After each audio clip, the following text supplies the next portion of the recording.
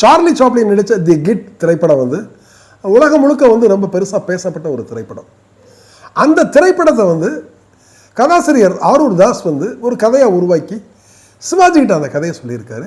சிவாஜி அந்த கதையை கேட்டு ரொம்ப சிலாகிச்சு மெய் மறந்து போய் இந்த படத்தை நாம் பண்ணுறோம் ஆரூரான் அப்படின்னு சொல்லியிருக்காரு. பொதுவாக சிவாஜி வந்து ஆரூர் தாஸை வந்து ஆரூரான் தான் கூப்பிடுவார். ஒரு கட்டத்தில் வந்து எம்ஜிஆரை சந்திக்கிறப்ப வந்து எம்ஜிஆர்கிட்ட வந்து இந்த படத்துடைய கதையை வந்து அவர் சொன்ன உடனே எம்ஜிஆருக்கு அந்த கதை ரொம்ப பிடிச்சி போய் எம்ஜிஆர் உடனடியாக ஆரூர் தாஸ்க்கு ஒரு 5000 ரூபா பணம் அட்வான்ஸ் கொடுக்குறாரு.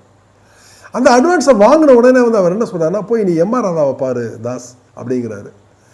இப்போ அவர் எதுக்கு எம்ஆர் ராதாவை பார்க்க சொன்னார் அப்படிங்கிற ஒரு குழப்பத்தில் வந்து ஆரூர் தாஸும் போய் எம்ஆர் ராதாவை பார்க்க வேறு வந்து எம்ஜிஆருக்கு அந்த கதை பிடிச்சிருக்கா, அப்போ நாம் இதை ப்ராஜெக்டாக பண்ணிடுவோம்னு சொல்லிட்டு அப்படி உருவான திரைப்படம் தான் பெற்றார் தான் பிள்ளையா. பெற்றார் தான் பிள்ளையாவும் எம்ஜிஆருடைய அற்புதமான நடிப்பில் வந்து அந்த படம் வந்து சூப்பராக வந்திருக்கும். அதில் வந்து எம்ஜிஆர் வழக்கமான ஃபார்முலாவில் இருந்து கொஞ்சம் விலகி அவருக்கு வந்து இந்த படத்தில் வந்து ஒரு குழந்தையோடு வந்து அவர் வந்து பயணிக்கிற ஒரு விஷயம் வந்து அழகாக வந்து ட்ராவல் ஆகிருக்கும். படமும் ரிலீஸ் ஆகி பெரிய அளவில் சக்ஸஸ் ஆன பிறகு வந்து சிவாஜிக்கு அந்த செய்தி வருது. ஒரு நாள் ஆரூர் தாஸை கூப்பிட்டு வந்து கேட்குறாரு, நீ என்கிட்ட தானே அந்த கதையை சொன்னேன், அதப்படி எம்ஜிஆர் காம்பவுண்டுக்கு அந்த படம் போச்சு அப்படின்னு கேட்குறாரு. இல்லைங்க, நான் ஜென்ரலாக கதை சொன்னேன், எம்ஜிஆருக்கு அந்த கதை பிடிச்சி போய் அந்த படத்தை வந்து எடுக்கணும்னாரு. அப்புறம் நீங்கள் உங்கள் தேதி கொஞ்சம் முன்னப்படி இருந்துச்சு, அதனால் வந்து அது வந்து ப்ராஜெக்ட் ஆகிடுச்சு, என்னால் தவிர்க்க முடியலை.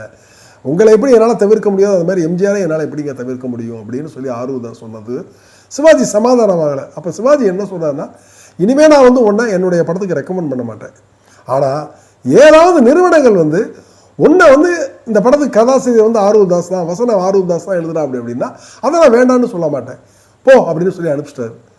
ஒரு நீண்ட பல வருடங்களுக்கு பிறகு சிவாஜியோட படங்களில் ஆரூர் தாஸ் ஒர்க் பண்ணுறாரு கம்பெனிகள் மூலமாக. ஆனால் சிவாஜியும் ஆரூர் தாஸும் சேர்ந்து சிவாஜி ரெக்கமெண்டேஷனில் ஆரூர் தாஸ் எந்த படமும் எழுதலை. இப்படி போயிட்டு இருக்கிற ஒரு நாள் செட்டில் வந்து ஆரூர் தாஸும் சிவாஜியும் சந்திச்சுக்கிறேல வந்து என்ன ஆரூரான் எப்படி இருக்கு அப்படின்னு கேட்கல வந்து இருக்கேனே அப்படின்னு சொல்கிறாரு. என்ன நீ வந்து பார்க்குறதே இல்லை அப்படின்றதுக்கு ஆரூர் தாஸ் சொன்னாரா, நீங்கள் தான் வந்து பெற்றார் தான் பிள்ளையா விஷயத்தில் கொஞ்சம் கோவிச்சுக்கிட்டு என்னை வந்து பார்க்காதேன்னு சொல்லிட்டீங்க, அதனால தான் நான் வந்து உங்களை வந்து பார்க்கல. ஓ, நான் திட்டினா நீ வந்து என்னை பார்க்க மாட்டேயாக்கும்.